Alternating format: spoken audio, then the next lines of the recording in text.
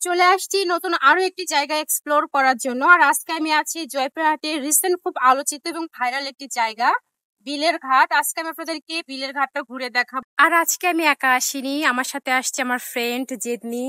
সে high জেদনি। আমার সাথে আসছে আমার ফ্রেন্ড জেদনি। আর আজকে আমি আপনাদেরকে জানাবো যে এই জায়গাটি কেন এত পপুলারিটি পেয়েছে। সো হ্যালো সবাইকে, দিস ইজ মি লিমা। চলে এসেছি আরো একটি নতুন লোকেশন আপনাদের সাথে শেয়ার করার জন্য। মেইনলি একটি ব্রিজকে কেন্দ্র করে দুই পাশে বয়ে চলা নদীর সৌন্দর্যের জন্য এই জায়গাটি বেশ জনপ্রিয়। বর্ষাকালে কিংবা বর্ষাকালের পরের সময়ে এই নদীর সৌন্দর্য দ্বিগুণ হয়ে ধরা দেয় দর্শনার্থীদের কাছে। সবার সুবিধার্থে জানিয়ে রাখি, আপনারা যখন এই জায়গাটি ভিজিট করবেন অবশ্যই দুপুরের পর আসবেন, বিকালে কিংবা সন্ধ্যার আগে আসবেন, তাহলে এই জায়গাটির আসল সৌন্দর্য উপভোগ করতে পারবেন। এছাড়াও এই বিলের ঘাটের আরো একটি সৌন্দর্য দেখাতে চাই আপনাদেরকে। এই জায়গাটা বসলে আপনারা কিন্তু ব্রিজ সহ এই বিলের একটা সৌন্দর্য উপভোগ করতে পারবেন। পাশাপাশি একটু এদিকে তাকালে দেখতে পারবেন উপরে কিন্তু দেখতে পাচ্ছেন উপরে কিন্তু বসার জায়গা আছে এবং এই সাইডে কিন্তু দোলনা আছে। নদীর স্রোত এবং প্রাকৃতিক সৌন্দর্যের পাশাপাশি নদীর গা ঘেঁষে রিসেন্ট স্থাপিত হয়েছে খুবই সুন্দর একটি স্থাপনা, যেখানে ফ্যামিলি কিংবা ফ্রেন্ড সার্কেলের সাথে বসে আড্ডা দিতে পারবেন। আর এই জায়গাটির মধ্যে সবচেয়ে সুন্দর জায়গা হচ্ছে এইটা। আর আমার পিছনে দেখতে পাচ্ছেন একটা দোলনা আছে। দোলনা কিন্তু একটাই, আর এই দোলনাতে ছবি ওঠানোর জন্য সিরিয়াল দিতে হবে। আপনারা অলরেডি দেখতে পাচ্ছেন আমার পিছনে দুজন ভাই আপু আছে, আমরা এখানে ওয়েট করছি, তারা গেলেই আমরা সেখানে যেতে পারবো।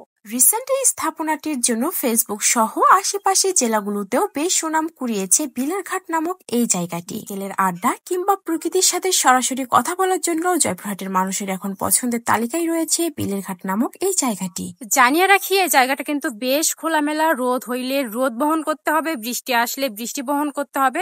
তবে এই জায়গাতে আসলে বৃষ্টি বা রোদ থেকে বাঁচার জন্য বেশ কিছু বসার জায়গা আছে, আমি আপনাদেরকে একটু দেখাই দেই। এই জায়গাটি যেহেতু নির্জন, বৃষ্টি আসলে হয়তো একটু অসুবিধায় পড়তে পারেন, বিশেষ করে মেয়েরা। যেহেতু বাসা বাড়ি নেই, তবে এই বসার জায়গাগুলো আপনাকে বৃষ্টি এবং রোদের হাত থেকে রক্ষা করতে পারে। কত সাহস দেখ, ও কত সাহস, দেখলে দিতে পারবি কখনো। জানিয়ে রাখি, এই জায়গাটিতে তেমন কোনো ভারী খাবারের দোকান নেই, তবে একটা স্টল আমার চোখে পড়েছে যেখানে ফুচকা, চটপটি এবং পানি পাওয়া যাচ্ছে। ভারী খাবারের জন্য আপনাদেরকে যেতে হবে জামালগঞ্জ বাজার কিংবা জয়পুরহাট শহরে। এখানে তেমন কোনো খাবারের দোকান নেই বললেই চলে। চাচি, আপনি কতদিন ধরে এই দোকানটা চালাচ্ছেন? 2 বছর। ভালো আসে মা, খুব ভালো মানুষ আছে। ভাই মা আমাকে খরচ পাতি সবই চলে, আমার সংসারটা চলে এই দোকানটার উপরে। 50-60 জন তো আমার দোকানে খাই। খুবই ভিড় জমে যায়, গাড়ি যাওয়া পারে।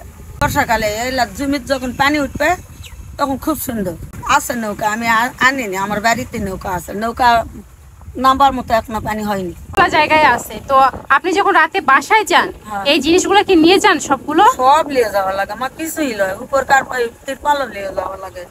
আচ্ছা, আবার যখন সকালে আসেন সবকিছু আবার গুছিয়ে রাখেন? হ্যাঁ, সবকিছু গুছিয়ে নিয়ে আসি। আপনার বাসা এখান থেকে কত দূরে? 10 কিলো।